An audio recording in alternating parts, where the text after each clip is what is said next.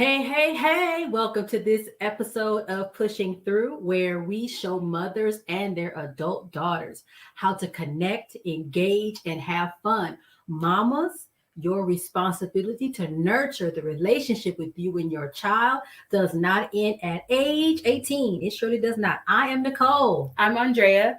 This week we're talking about parents of adult children and how they be on that BS. BS? What are you saying? Like, we are not on that BS. Parents are perfect. I said what I said. We are perfect, and like we do no wrong. I don't. Mm-hmm.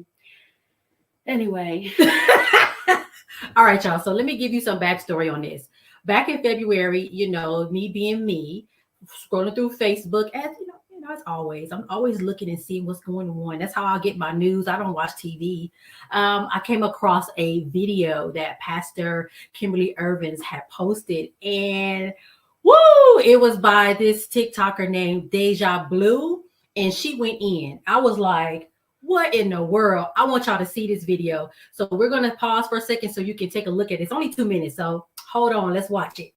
Parents of adults, if you're asking yourself, why does my child not talk to me? Do a self-evaluation. Did I have positive, healthy communication with my child while they were in the home? When they were coming up, did I have positive, proactive, non-judgmental, open communication with my child?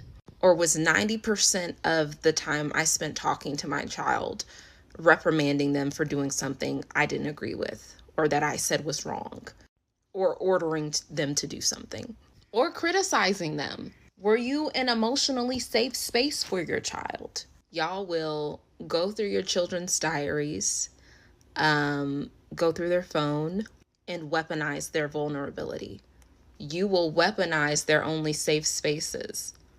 When my child told me something, or when my child had a moment of weakness or fall back or fuck up, because kids do that, did I keep it my child's business and handle it in-house and have it be a growing learning moment? Or did I blast it to the family for the daily gossip?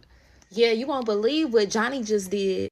Johnny just told me. Your child hears that. And what they learn is, I can't trust my parent. I can't trust my parent is what they learn.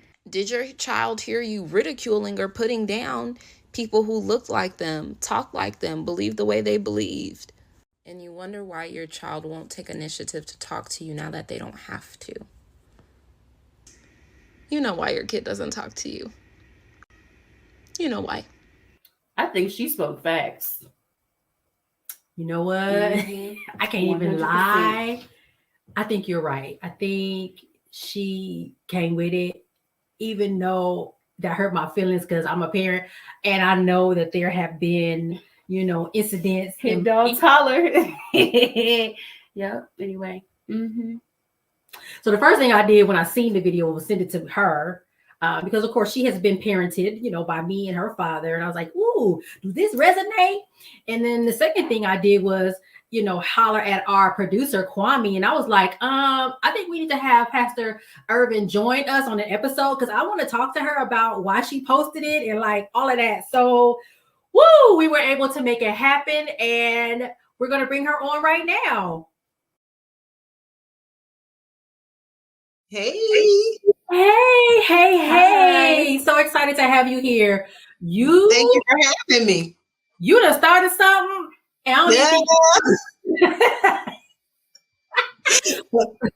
Before we go too far into it, can you please introduce yourself to our audience and tell them who you are and what you do? Yes. So I'm Kimberly Ervin. Also known as co-pastor Kim Irvin of Church One in Long Beach. But besides all that, I am a mom, a wife of 36, almost 37 years, mother of 4. I have one granddaughter who's 13 years old.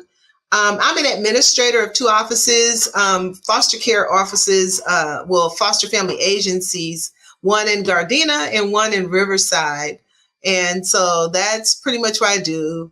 The ministry, counseling people, couples, administrating the foster family agency, and still mothering, and being a wife. And I have a puppy too. He's brand new. He's brand new to the family, Red. So that's who I am in a nutshell. That's what I do. Well, you sound like I have a show. I'm sorry. What's wrong with me? I have a whole show. 10-minute tips for your relationships. And then also a podcast, Coffee with Kim, all on Pyro Media Network. Yes, we are Pyro Media Network family. Awesome, awesome. Maybe one day we can come on your podcast and absolutely. Real soon. Awesome. Well, so I feel like I already know the answer, but why did you share this video on social? What made you want to share this video on social media? I saw the video and it made me question myself. So when I saw the video the very first time, I paused and I said, "Ooh, am I guilty?"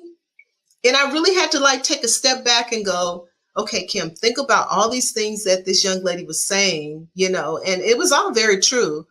And so I had to pause. I didn't put it up right away because I didn't want my kids chiming in and saying, "Yeah, Mom, you be crazy."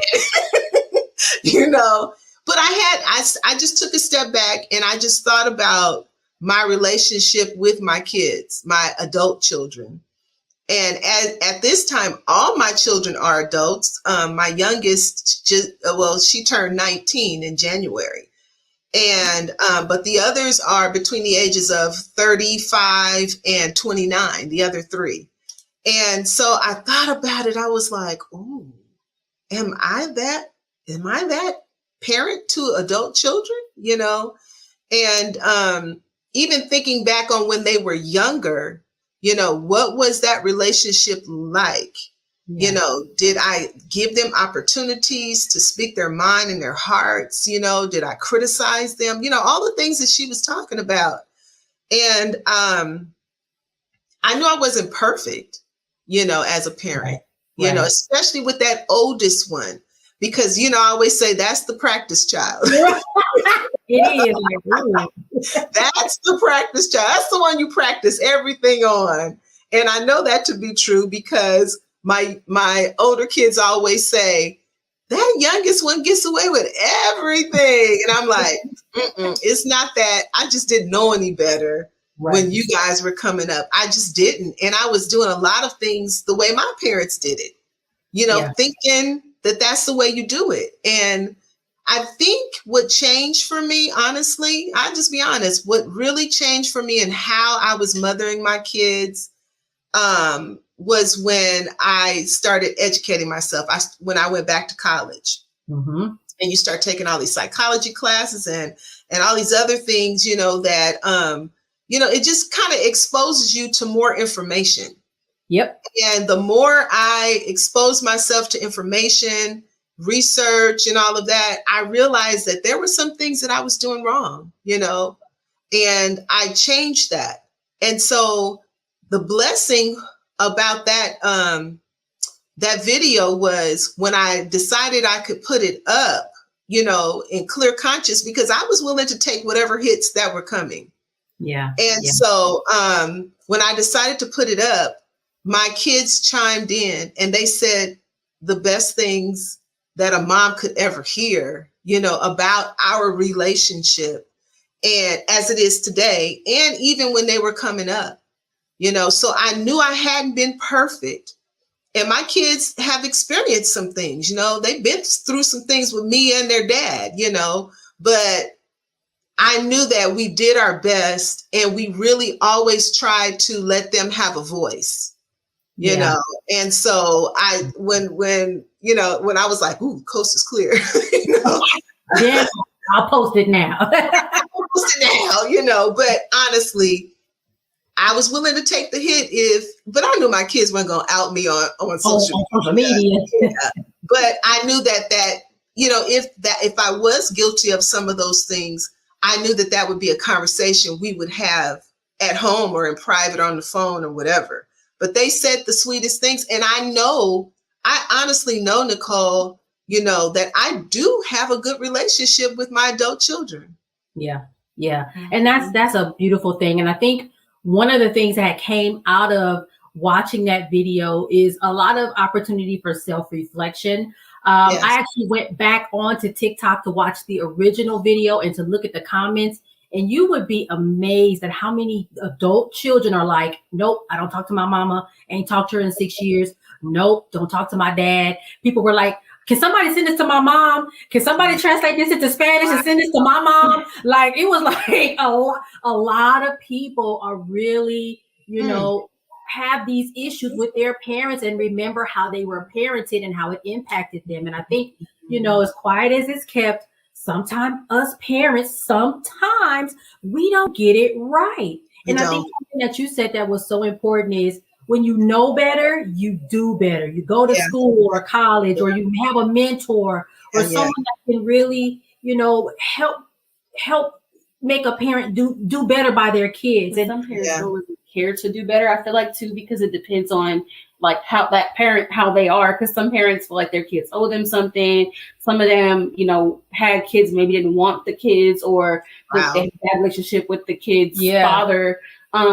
which causes resentment, which is, they're like, I don't care about how you feeling. Like, I raised you and you have over your head, so you good. Yeah. And I've heard that happen a lot too. Yeah. On that TikTok. Sometimes it's like they'll see that and be like, okay, and you was good. You survived. You here, right? And it's like, so it's like, I guess. Fighting for my life still, but thank you. Right. So, Pastor Ervin, what would you say to a parent that maybe saw that video, that whole hit dog holler idea, and it's like, oh, wait a minute, that was me? How would you suggest, or even if you can speak from your experience, how do you mend those fences with your kids, with your adult children? Maybe something happened when they were younger, or you read their diary. Some people were like, my mama read my diary in front of me and was laughing at me. Like, how do you, as a parent, maybe you like, dang, I sure did that to my kid. How do you fix that? I think communication works for all situations, honestly. And I can actually go back to an incident. Now, my daughter, this was my oldest daughter, and she was, I think at the time, maybe 15. No, she was about 16 years old when this particular situation took place. So we were having this big event for all the young ladies at the church. And one of the folks who were in charge of the event came to me and said some things to me about my daughter, some things that she said or did, or I can't remember what it was. But initially my first mind was to say, that don't really sound like my daughter. But, I was always on that, but you can't put anything past, your kids will do things. And so instead of going to my daughter and saying, hey, can we talk about this? Someone brought this to my attention. I want to talk to you about it. I came in with don't you ever disrespect and you blah, blah, blah. And I can't believe you did such and such and such. And I remember, now this is one of my kids that's like 30, almost 36 years old. And she was like stunned that I was coming at her like that, because that wasn't typically how I did things, but I came at her full force. And I remember walking away because I was just like, you ain't going to do that. You're not going to put me out there making me look like I ain't parenting my kids, And I remember, she really didn't say anything. And then she went back and she wrote me a letter. Yes, she wrote me a letter that hurt me to my heart.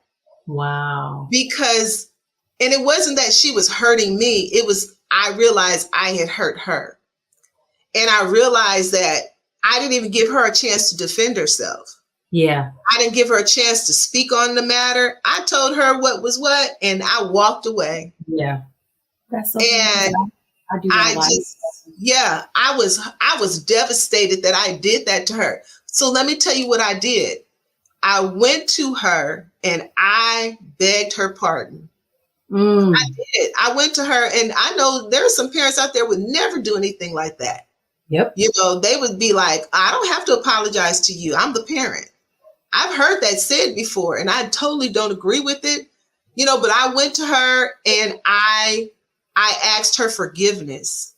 And I told her, I really apologize, and I will never do that to you again, because I know what I raised. Right. I know what I raised. And that's never been your personality or your MO. I mean, she speaks her mind, don't get me wrong, but never, the way it was brought to me, she was completely disrespectful. And I had to go back to her and apologize. So I would say, to answer your question, put your pride down. Yeah. If you're guilty, you're guilty. If it happened, it happened. Right. So put your pride down and go and talk to your child. I promise you, the relationship with your adult child is so valuable, because you think about it, we're getting older. You know, these temples are wearing out. This 57-year-old body is a lot different from my 37-year-old body or my 47-year-old body. And so I know that one day I might need my children to assist me. Yeah.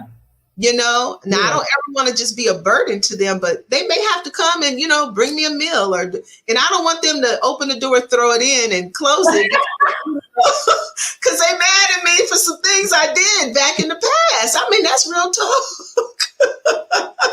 You know, so I don't want that to happen. I want to maintain, I feel like I have a great relationship with them, and I've learned how to treat each of them as individuals. They're all different people, 4 children, 4 completely different persons, personalities, all of that. And I had to learn as a mom that it's not a cookie cutter situation.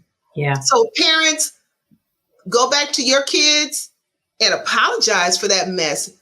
And be honest, you didn't know any better. That's the way you were raised. Yep. You know, and it's no excuse, but it is what it is. Yeah, absolutely. Mm-hmm. Yeah. Sometimes I feel like, parents, like you said, they feel like, oh, because I'm the parent, I don't have to do that. And so I noticed that even like, I know I have, my best friend, that happens a lot with her, and, her dad, they talk all the time, but I mean, she just sees the phone and she's like, oh God. And, even like my own experience, sometimes it's like, we get come at so wrong. And I don't think like, parents stop to kind of like reflect and just realize like, you were in our shoes once too with your parents and stuff like that. So yeah, everything you said is definitely valid. And the writing letters thing, I was like, wow, I do that too. And I feel like maybe it's, because a lot of times I don't get that room to defend myself before I get interrupted or whatever the case may be. Mm-hmm. Not saying from you, but just in general, like a lot of times I'll start talking and it's like, oh, okay. Yeah. Guess I gotta listen, even though, you just spoke for like an hour. That's fine. Well, even for me, and to be totally honest and transparent, for me, I'm 43. I don't really speak to my parents. And it's not that I don't like my parents or don't respect my parents.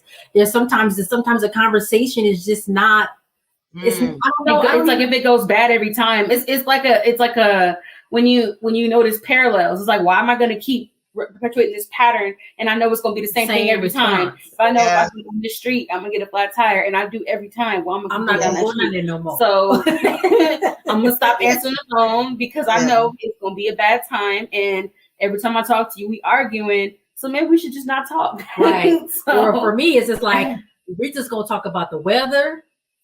Yeah. And that's it. Yeah. Like superficial conversation type thing. Yeah. I get it. Yeah. So I get it. For sure. I agree. I totally understand. No, and that's that, it's kind of like that saying, insanity is doing the same thing and expecting a different result. And it's unfortunate that it's a situation like you're saying with a parent, I know that if I go over here and spend more than 30 minutes, it's going to turn ugly. You just don't want that. You just don't want that. So you avoid it. You avoid it. I get it. Yeah. And it's sad. And I think something else that you said, Pastor Ervin, that's really important is,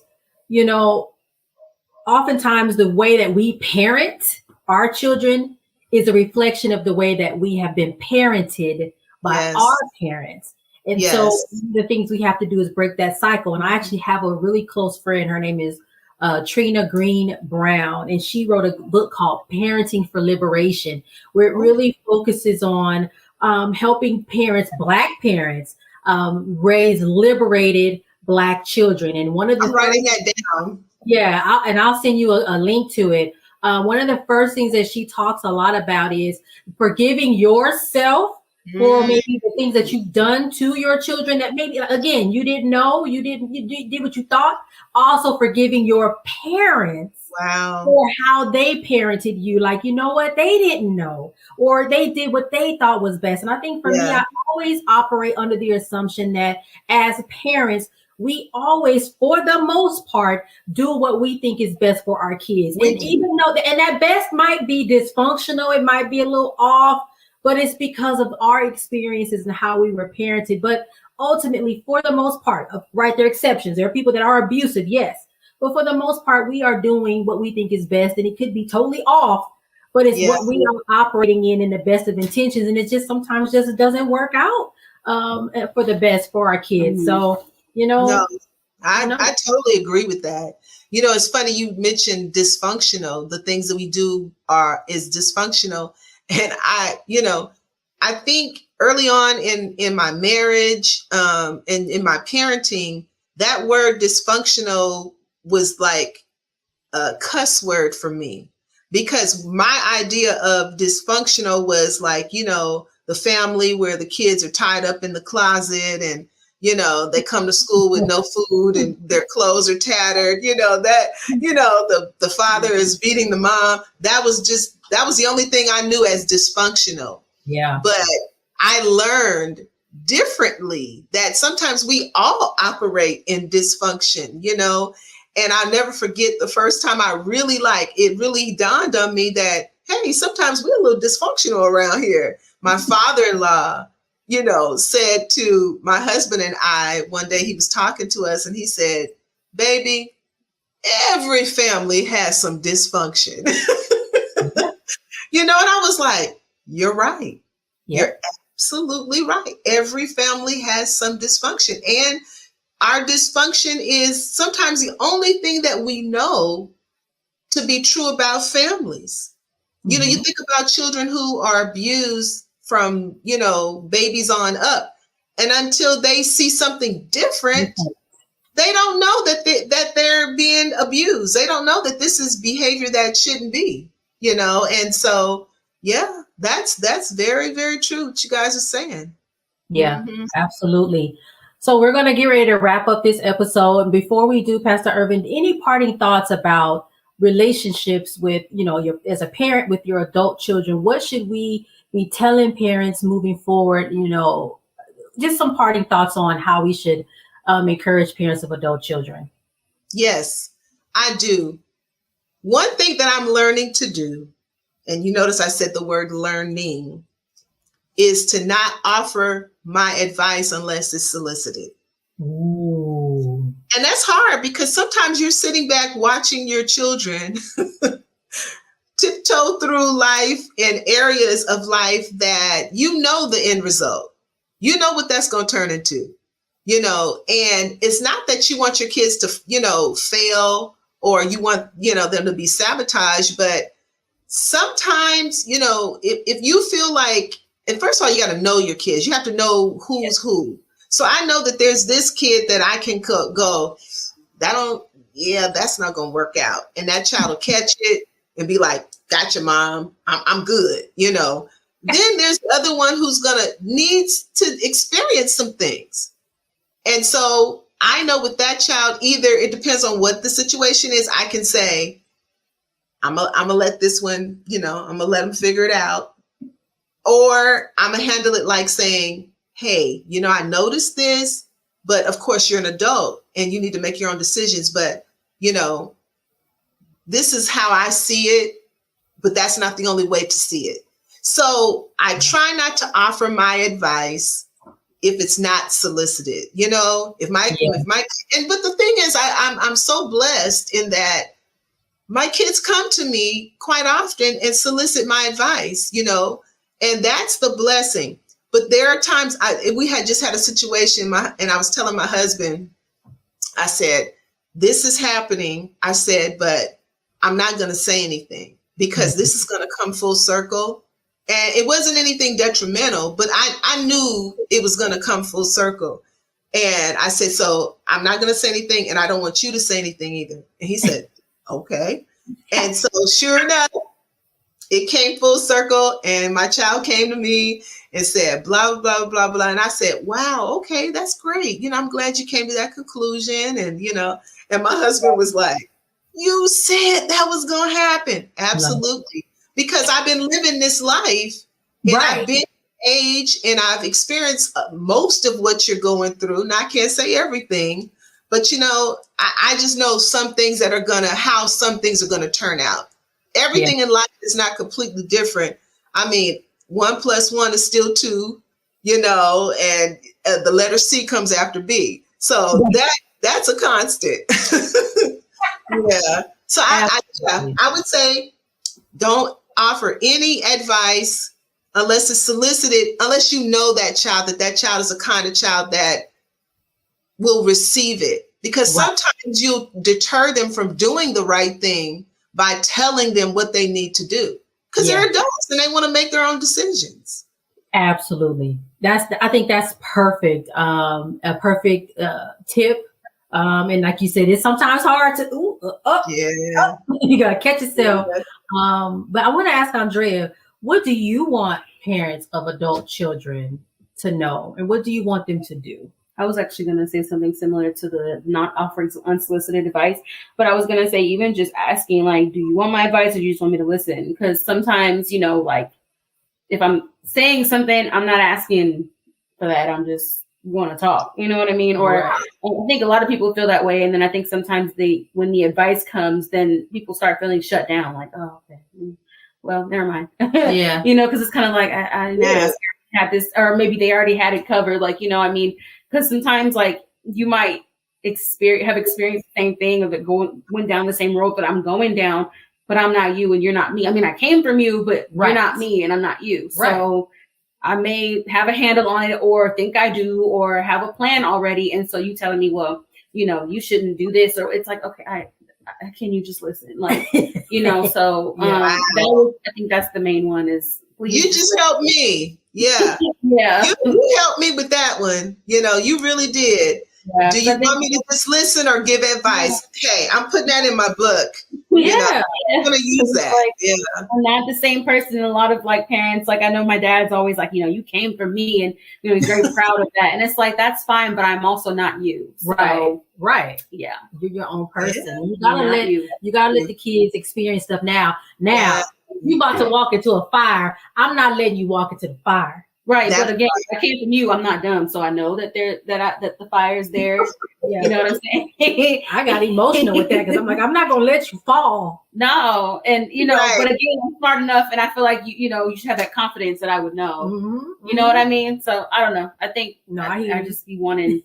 Be like, dang, you know, faith. That's all. Right. Yeah. And you know what, Andrea? Honestly, I don't think it's that we don't think you guys are intelligent enough, or that you don't have that we don't have faith in you. I just think it is the nature of a parent to protect. Yeah. And even though it doesn't always come off the right way, I think it's just our nature to, if the baby is dangling on the edge of the bed, man, I'll fall on the floor. I'll scoop, get up under that baby to catch him. I'll hurt myself. Right. Before I let that baby fall. And so it's a learning process for us too. But I understand what you're saying. Yeah, absolutely. Yeah. And there's like certain questions I feel like you can ask, or like if, or, you can even ask like, what can we do to fix, there's ways you can ask the question, I think also, which is, to make sure like, if you see that happen and you're like, okay, so I see this, but can I give you this advice? Right. Because I feel like you're walking into the fire. I feel like your toe was in the fire. I think that's a nice way to put it. Maybe that's the catchphrase. Sis, your toe, I think your toe is in the fire. I don't know. I'm just saying. It's kind of hot in here. I don't know. And then it's like, it's a little warm. yeah, you all right? Yeah, exactly. Do that. Be like, your toes looking a little hot, but I'm gonna let you go. Yeah, I'm just Right. Change course, That's but I'm right. just saying, Yeah, Oh my goodness.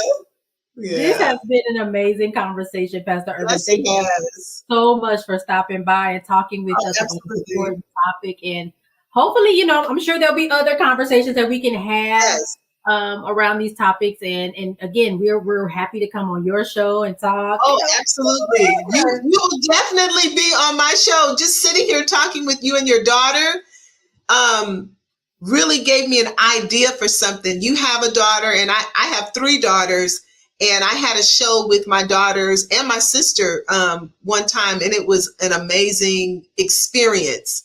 And I think it would be an amazing experience for us to bring our daughters together and maybe share some information, and they can, school us and let us know what is, Because we don't know everything. We know a lot, but they also have an amazing point of view and way of seeing things that I think is amazing. So I agree. Yes. Yay. But thank you so much for stopping on by.